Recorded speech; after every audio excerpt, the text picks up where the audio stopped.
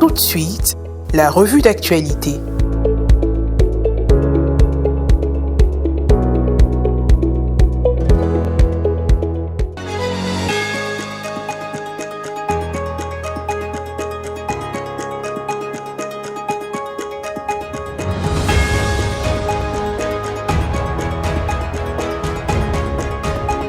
Bonsoir à tous et bienvenue dans votre revue d'actualité sur Ecclesia TV. Pour éclairer l'actualité à la lumière de l'Évangile, voici les sujets que nous traitons dans cette édition. Dans l'archidiocèse de Bouaké, la journée nationale des détenus a été célébrée à la paroisse Saint-Martin d'Air France. Un appel à la compassion et au regard nouveau sur les prisonniers a été lancé par le frère Augustin Koné, secrétaire exécutif diocésain de la commission Justice, Paix et Environnement. Du côté de l'archidiocèse d'Abidjan, l'actualité a été marquée par la solidarité diocésaine envers la paroisse Sacré-Cœur de Kosandji dans le département d'Alépé, une paroisse qui a bénéficié de dons de véhicules pour aider à son désenclavement. Et si nous apprenions à regarder autrement les prisonniers? C'est tout le sens de la journée nationale des détenus célébrée le dimanche 19 avril 2026 à Bouaké, après une messe solennelle dans la paroisse Saint-Martin d'Air France, ponctuée par une homélie du frère Augustin Koné sur la miséricorde. Des dons ont été faits à cette occasion à la maison d'arrêt et de correction à Bouaké.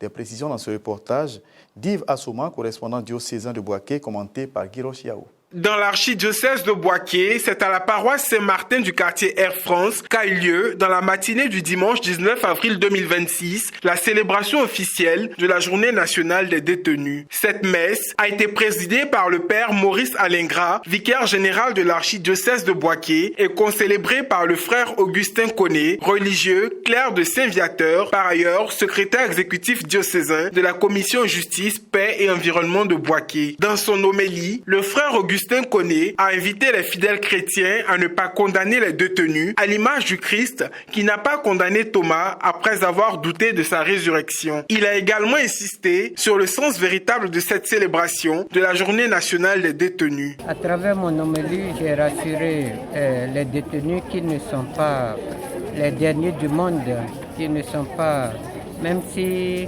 l'opinion publique les condamne, ils ne sont pas condamnés pour autant par Dieu.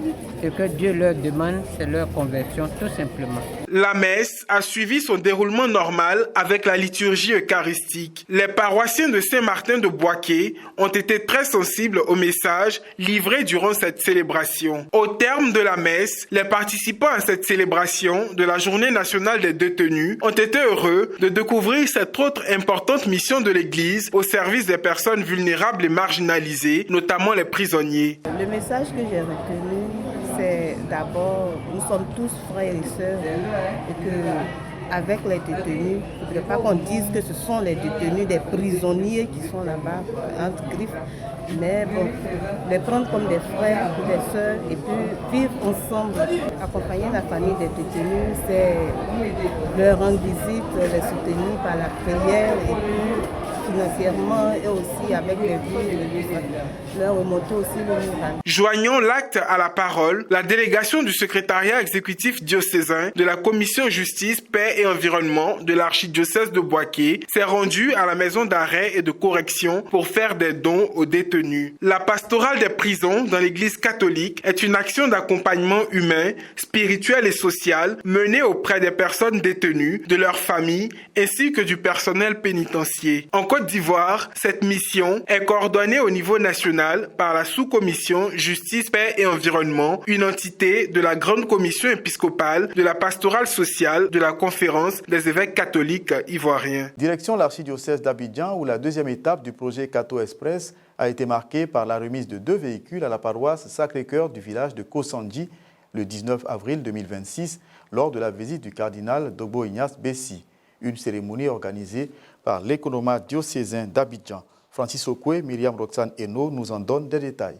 La journée du dimanche 19 avril dernier a été marquée par la cérémonie de remise de véhicules Cato Express dans le village de Kosandji, département d'Alépé.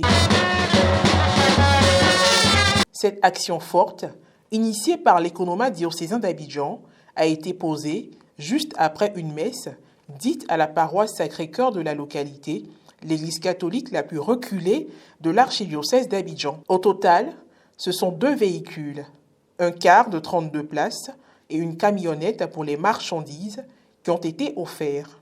Une preuve de la matérialisation de ce projet de solidarité diocésaine présenté le 14 février dernier. Ce n'est pas seulement pour les catholiques, c'est un cas de transport pour toute la population de Kosandji, mais également c'est un outil de logistique pour le transport des marchandises, des vivres, des équipements et divers. 7 emplois directs, plus de 70 km de pistes de Kosandji à Mamni et près de 60 km de voies bitumées de Mamni à Saint-Michel-Archange d'Adjamé à parcourir. Une possibilité de départ en journée. Ces dons ne sont pas seulement des véhicules. Ils constituent des solutions, des réponses à nos longues et profondes souffrances. Hier encore, pour transporter nos produits, c'était un véritable calvaire. Aujourd'hui, grâce au cardinal, cela devient possible. Hier encore, se déplacer de Kosandji pour aller à Abidjan et dans le sens inverse était une épreuve difficile, parfois même sans issue. Mais aujourd'hui, grâce au cardinal et à l'Église catholique, nous pourrons voyager la journée. La réalisation de ce projet est le fruit des efforts financiers consentis par l'ensemble des diocésains d'Abidjan. Le travail de qualité mené par l'économe diocésaine d'Abidjan, Madame Marie-Laure Boni, et son équipe, qui ont depuis peu structuré cette action, réjouit son éminence le cardinal Dogbo Ignace Bessi. C'est votre générosité qui vous a valu d'acheter vous-même, et j'insiste, ces engins, ces véhicules que vous voyez, à travers une organisation. Moi, j'ai organisé, avec l'économe et son équipe, on a organisé votre argent. C'est ça qu'il faut prendre en considération. Vous pensez, on n'a rien. On a tout. Mais ce qui manque, c'est l'organisation. C'est l'organisation qui manque. Sinon, on a tout. Donc moi, l'archevêque d'Abidjan, je n'ai pas d'argent pour acheter ça. Quand vous me voyez là, c'est moi, je peux acheter ça. Je n'ai pas d'argent. C'est vous. C'est votre argent. Les petits jetons que vous donnez le dimanche là. C'est ça qu'on a rassemblé, on a organisé. Et c'est fondamental, l'organisation.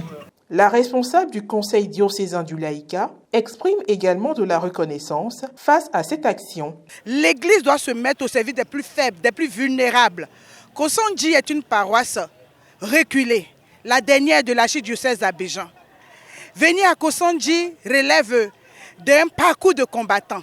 Mais en ce jour, la joie de Kosandji transcende tout le diocèse. Une doléance de médiation pour le bitumage du tronçon et la présentation d'une maquette d'établissement technique avec le terrain déjà acquis ont été faites par Christophe Kofi, membre du conseil pastoral paroissial. À la même occasion, le centre de santé du village a été doté d'une ambulance à la demande du curé et cette réponse est celle de la LONASI.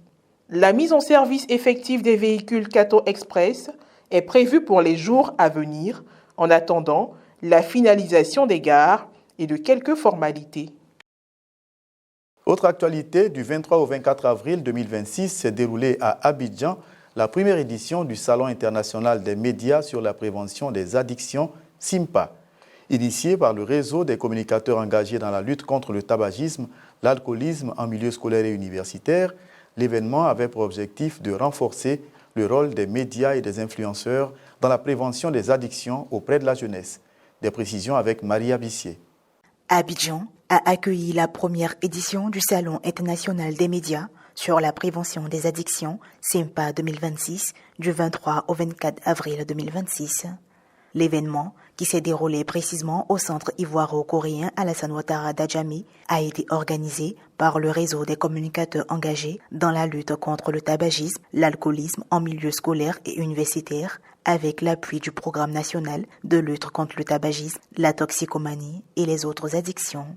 Ce rassemblement de 2 jours visait à renforcer le rôle des médias et influenceurs dans la prévention des addictions, tabac, alcool, drogue, auprès de la jeunesse. Parmi les 2500 participants attendus, plusieurs forces vives de la nation, notamment des décideurs publics, des parents, des jeunes et des professionnels des médias, ont répondu présents. Au programme du salon, des panels, des causeries, des formations et la visite de stands de structures spécialisées dans la prévention et l'aide au sévrage des produits psychoactifs. Soulignons que l'activité a bénéficié de l'appui institutionnel de l'OMS, du ministère de la Santé, de l'Hygiène publique et de la couverture maladie universelle, ainsi que du ministère de la Communication. Ce journal s'achève ici. Merci de votre fidélité au programme d'Ecclesia TV. Bonne fin de semaine.